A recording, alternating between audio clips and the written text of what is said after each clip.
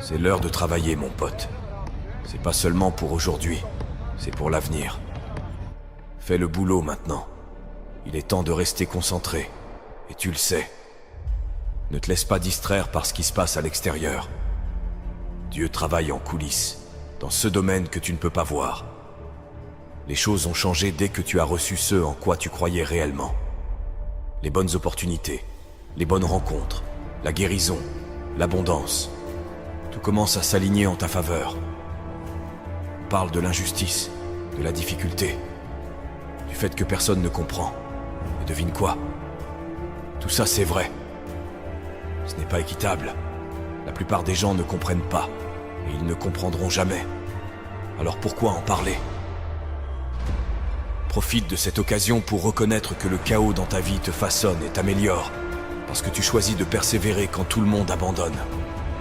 Qu'est-ce qu'un homme? La personnalité d'une personne, ses façons d'agir, ses pensées, ses actes, tout ça dépend de son cœur. Car qu'est-ce qu'un homme? Un homme, c'est son cœur. Un cœur menteur et trompeur signifie un homme menteur et trompeur. Un cœur mort signifie un homme mort. Peu importe la célébrité, la richesse ou la renommée, s'il n'a pas un grand cœur, il ne peut pas être grand. Et si le cœur est grand, l'homme reste grand en toutes circonstances, qu'il soit riche ou pauvre, grand ou petit. C'est le cœur qui fait la grandeur. Enseigner aux gens comment trouver ce généreux moment présent et se détendre réellement dans l'inconnu, se dissocier de leur corps, de leur environnement et du temps, le futur prévisible et le passé familier, ça les pousse, pour une raison quelconque, à se ressaisir. À mes yeux, cela revient à retirer toute ton attention de cette réalité tridimensionnelle. Et c'est là que la porte vers la création et le moment mystique commence vraiment à s'ouvrir pour les gens.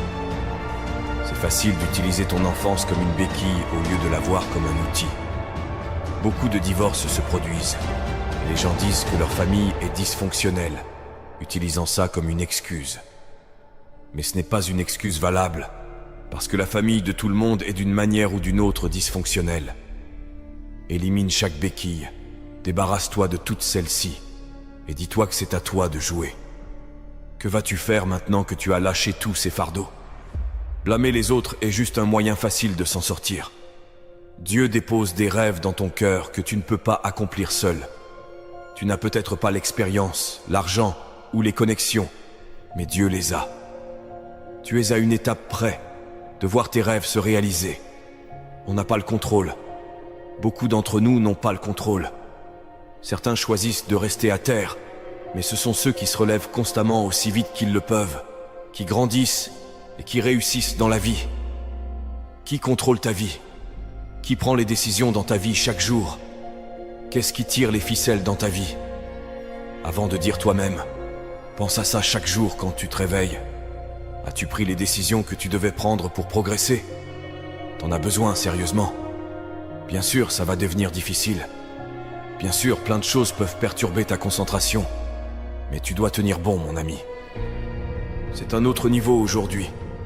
Si tu peux le voir dans ton cœur et que tu as le courage de le dire, ça arrivera. Souvent, les gens croient en certaines choses, mais les gardent pour eux.